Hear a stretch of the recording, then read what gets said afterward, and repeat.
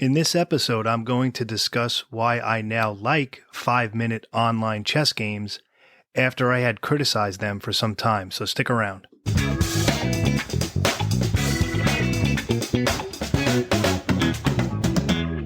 Okay, welcome to the Chess Angle. We are the official podcast of the Long Island Chess Club in New York. And in episode 3, I had discussed online chess and the increase in the amount of online play because of the pandemic. So if you want to hear that conversation, you can check out episode 3. And I have a sudden likeness, or I have a sudden interest in 5-minute online games. After criticizing them for a while, I kind of took a 180 as far as online chess, because I believe now, when used responsibly and with a plan of attack, so to speak, I think it can be very enjoyable and can actually benefit your game. So let's start from the beginning. For a long time, I was critical of online chess. Okay, I thought that it hurt your game and that, people did it too much and that they should spend time, studying and doing other things. I even wrote an article for Empire Chess, which is the official magazine of the New York State Chess Association, called Why I Quit Online Chess. And for a while, I didn't do it. Just looking at some of the subheadings for this article, I said that it was very addictive. I said that online play takes time away from your regular chess study. More about that in a little bit. I said there was too much inappropriate behavior during online games. People would make inappropriate comments in the chat, or they would disconnect in a worse position. But the servers have actually cracked down on that quite a bit now. I know if you disconnect, you'll end up winning the game after a certain amount of time. So they're cracking down, which is good. A lot has happened since I wrote this about 5 or 6 years ago. And then I said that playing on a computer is too inanimate.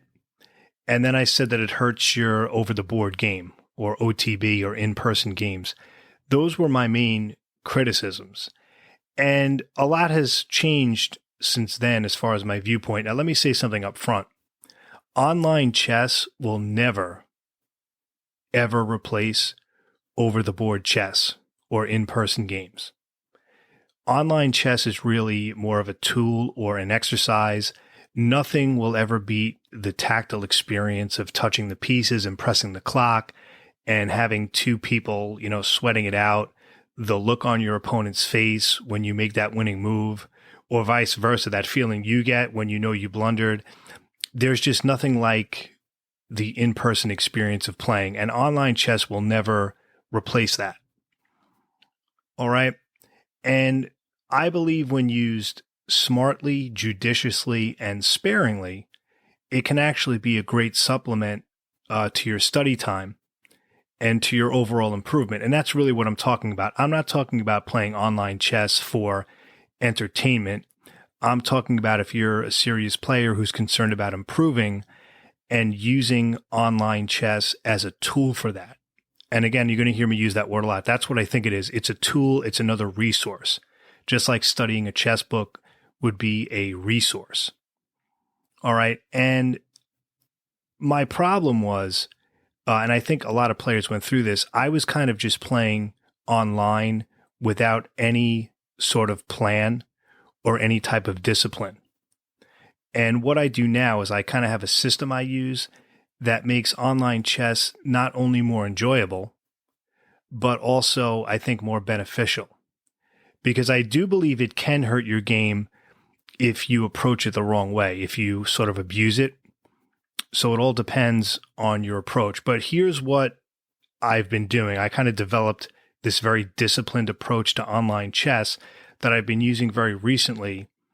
And I'll repeat what I said earlier. Not only do I feel it's helping my game, but it's making it more enjoyable. So here's what I do. I make sure that, when I have time and I sit down to play online, that it's a timed session. I know I'm not going to be there for hours at a time, which I don't have time for anyway. But what I usually do is once I gain 20 or 30 rating points, I'll stop. I'll stop while I'm ahead and walk away, because what happens all too often is you start playing a lot, and let's face it, the more you play, the worse you're going to do, because we only have so much brain power. Don't worry about those titled players who are streaming on Twitch all day. They're at, a whole nother level. That's a whole separate thing. For those of us amateurs, we need to be realistic. So you don't want to gain, say, 20 or 30 points and then be stubborn, insist on playing, and then you lose it again, because obviously your rating's not going to go anywhere. So what I do is after about a 20 or 30 point gain, I walk away while I'm on top. I come back fresh another day. I think that's how you increase your rating, and not only, and will also rather have a better experience. Second thing is, you might be in the mood to play, but if you're not feeling it, if it's not happening, let's say you start and you lose 2 or 3 games immediately, maybe walk away from it. Because if you try to push yourself to play when it's not happening, it's not going to be a good experience. You're going to lose even more points. And the third thing, and I know these seem obvious, but I'm going to say them anyway, make sure you're giving the game your full concentration and that you're not multitasking. You should be focusing just on the game, not having other tabs open, not doing it on your phone or, with the TV on. Most of your opponents, this is just my own philosophy and based on anecdotal evidence, most of your opponents are not going to follow this, though.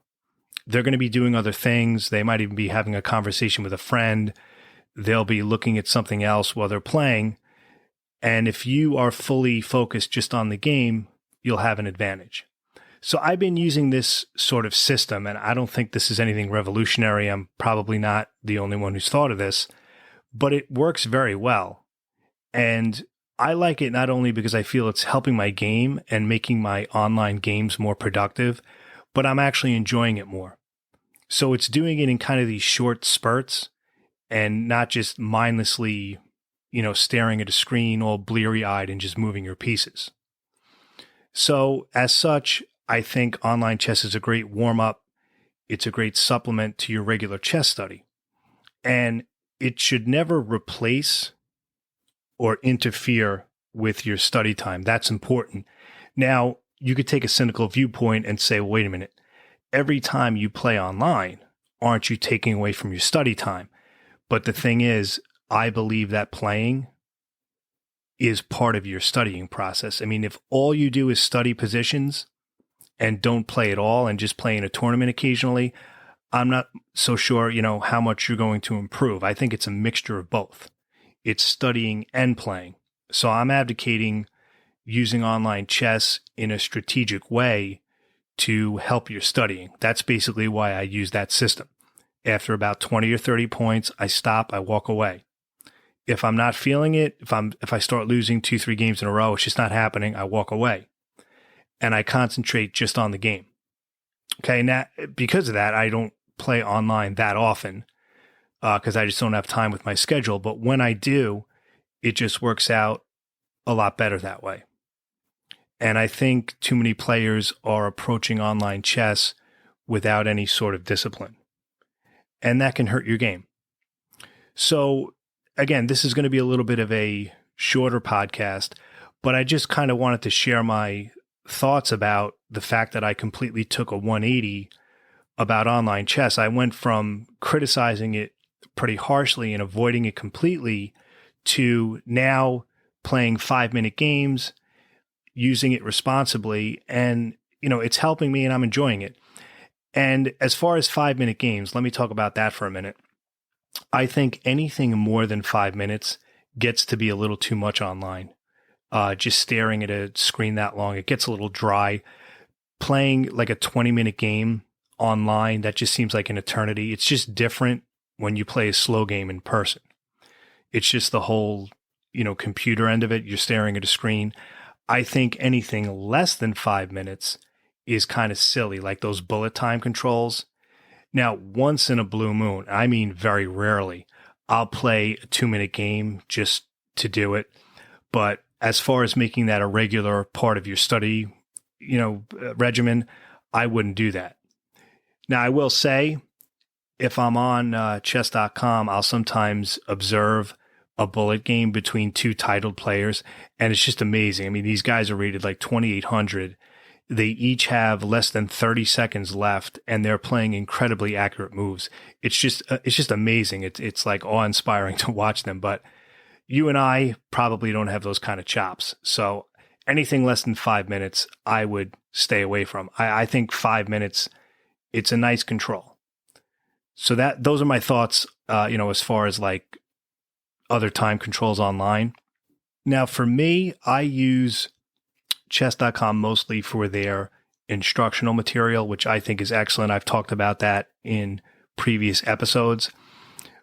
But when I do play online, again, I use this discipline approach, which I recommend to others rather than just kind of mindlessly logging on and moving your pieces. Have a plan in mind up front, and I think you'll benefit from it more.